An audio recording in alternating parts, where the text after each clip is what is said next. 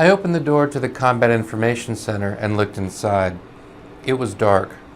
There were radio messages blaring and radar scopes, lighted status boards and instruments of all kinds. This was supposed to be the brains of the ship. What would I be doing in the brains of an aircraft carrier? A typical watch rotation would go like this. Awakened an hour before midnight to get dressed and ready for midnight watch. Enter CIC at midnight.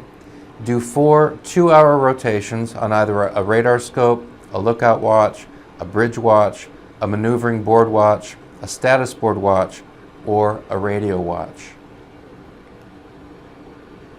You're relieved at 8 in the morning and go to the chow line on the mess decks. That would take an hour of waiting in line and eating, then to the berthing space and take a shower, get undressed and ready for bed.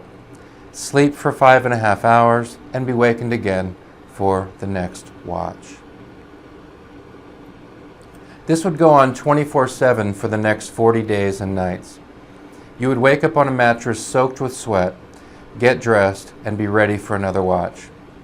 In the meantime, you had to keep up with your laundry, write letters home, and do various other things, such as hanging plastic sheets over your bunk if you were in the top bunk to divert the rainwater that would come through the ceiling during the monsoon rains to let it pour onto the deck instead of onto your bunk.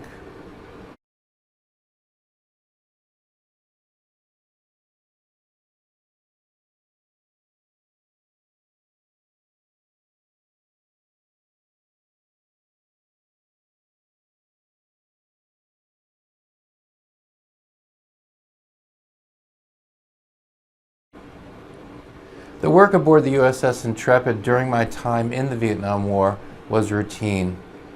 The hours were grueling and the conditions were uncomfortable.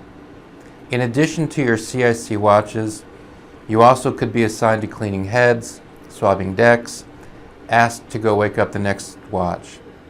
There was heat, bad smells, and a lack of ventilation. People have asked me if I ever saw any warfare over there. We usually cruised pretty far out in the Gulf. At times, though, we were pretty close inshore where I could see land.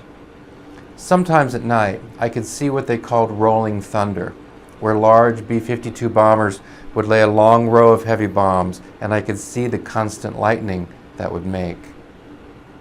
It's like lightning, but not really. The flashes are quicker, of shorter duration. It's a visual phenomenon that you don't forget.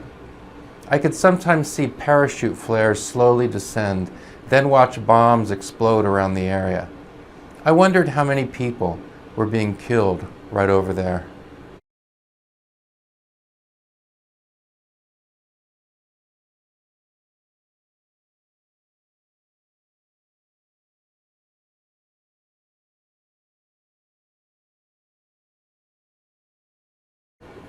We lost several guys to accidents on the Intrepid. I think we lost 12. One guy was cut in half by a bomb elevator. One pilot was killed in a crash because of a mechanical problem with his trim adjustment just before landing, taking off the head of one of the landing safety officers and killing 3 guys in a gun tub. Fire was a constant threat. We once had an electrical fire down in one of the magazines.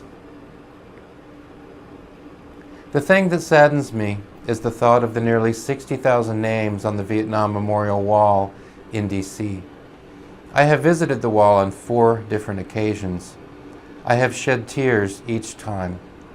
It takes a lot of marble to print nearly 60,000 names.